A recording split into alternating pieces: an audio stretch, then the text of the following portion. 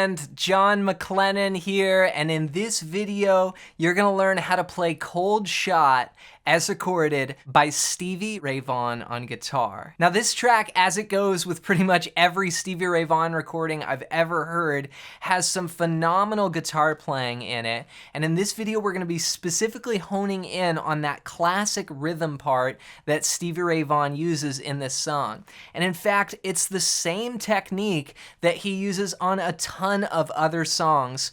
Probably the most popular one would be Pride and Joy. So I'm gonna break it down for you step by step, but keep in mind this is definitely an advanced lesson. But before we jump into it, if you're new to the channel, I wanna hook you up with a gift right away. I put together this awesome fretboard guide that you can grab at the first link down below. And this shows you how I put together the entire guitar neck using just 5 chords and 5 scales. And this works for any style and any key. And once I understood this on guitar, things just started making so much more sense. So I want to give it to you completely for free. Just go to johnmclennan.com/fretboard guide and you can download it right there. So hope you enjoy that, and with that said, let's break it down. Now this song is in the key of A flat minor, but Stevie's playing it on the guitar in A, and he's tuned down a half step. So I'm matching Stevie for this lesson, so make sure you tune down a half step.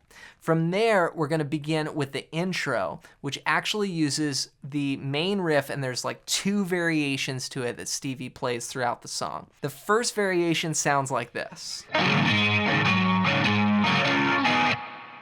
So what I'm doing is I'm starting actually with an up strum, just on open strings, and then I come back down to this octave shape. And the way Stevie would do this is he'd play the 7th fret on the 4th string with his ring finger, and then he'd put his thumb on the 5th fret of the low E, and he was actually able to strum and just get those notes. So it's a muted octave there, muting all the adjacent strings, okay? So you do that up strum into that octave.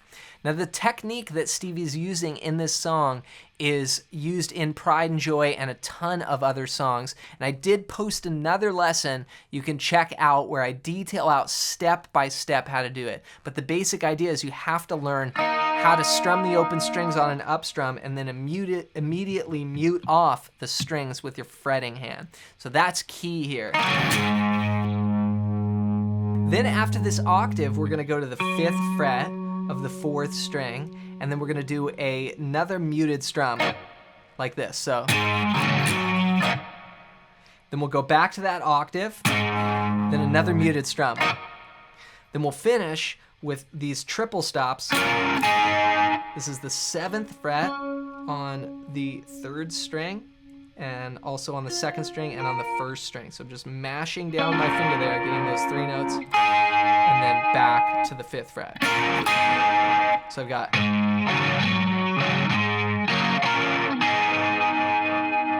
Now as Stevie's playing like the 5th fret and the 7th fret, there's a lot of kind of just pulling on the strings and almost like flinging off, where he kind of just digs into the note and then flings it off.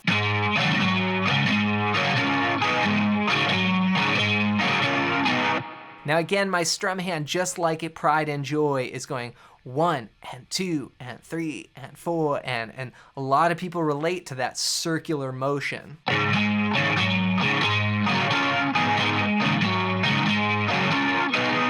Now, of course, one of the iconic elements to the song is using a rotary, sort of a Leslie sound, which Stevie used the old Fender, I think it's called a vibratone or something, that was basically an amp that just nailed that sound for guitar players. So I'm just using a pedal. I'm using the Ventilator 2. It's a great pedal for the Leslie sounds for guitar players. So that's the first riff.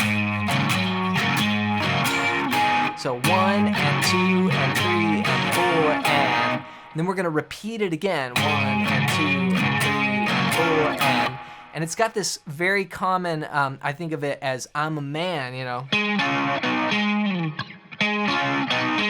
That Muddy Waters riff inside Cold Shot.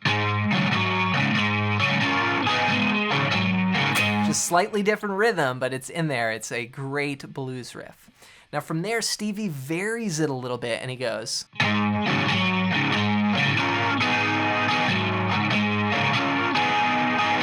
So this starts out the same way, but you hold that 5th fret. So you go 1 and 2 and 3 and 4 and let it ring, and 2 and 3 and 4 and so it's like a little roundabout here. You've got the 5th fret, you roll that finger up, come back to the 5th fret on the 4th string, muted strings, and then the octave, muted strings again, and then 7 to 5 with the triple stops.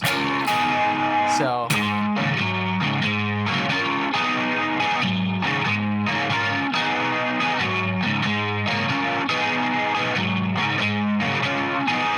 So those are the 2 figures. You've got sort of the shorter one and then the longer one. Now once Stevie comes in singing for the verse, he always plays the shorter figure, which is this.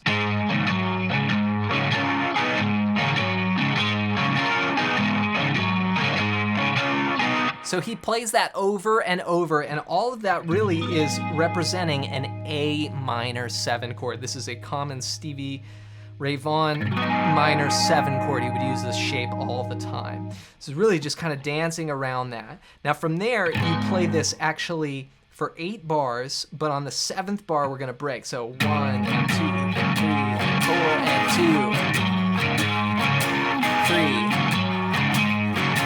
2, 3, 4, 5, 6, 2, 3, 4, 1, 2. That's a cold shot. Then we go up to what's called the 4 chord. So all I did was just play. Then on the downbeat, you can just hit that chord on the 7th bar and just rest. 1, 2, 3, 4, a rest to the 4 chord.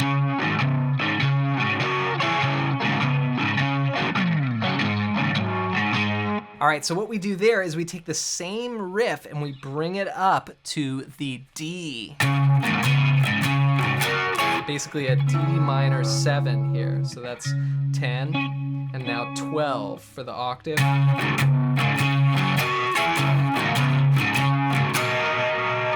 And then here, I just vary it. I do a little slide to get back, so it'd go 1 and 2 and 3 and 4 and 1 and 2 and 3 and 4, 1 and 2. And you're back to the 1 chord. Now here, I vary it slightly. I just add a little slide. 1 and 2 and 3 and 4 and 1 and 2 and 3 and 4. So I slide back down, then I'm back to the 1 chord. Then we go back up to D. Then we finish with the Jimi Hendrix chord.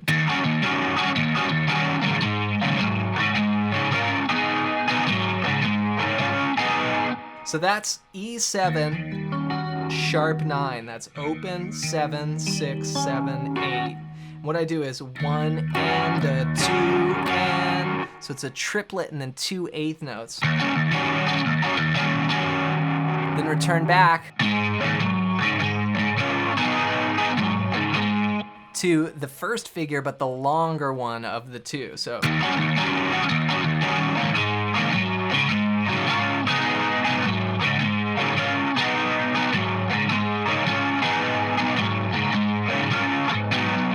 All right, so you've got the riffs in place. Let's put it all together now. I'm gonna play just one verse for context.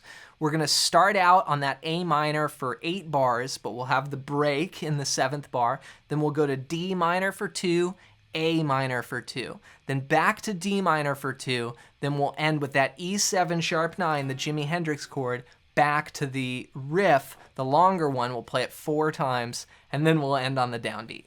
Get set, and I'll count you in. A 1, 2, 3, 4. A 1, 2, 3, 4, 5, 6. Break. 2, 3, 4. Rest up to the D.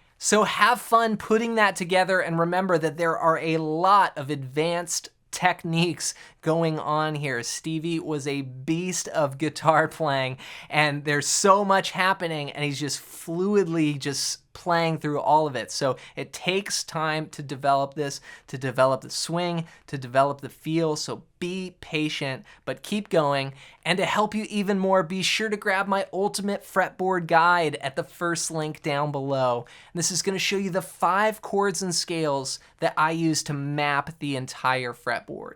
And I used to look down at the guitar neck and feel so much more confused until I understood this simple system.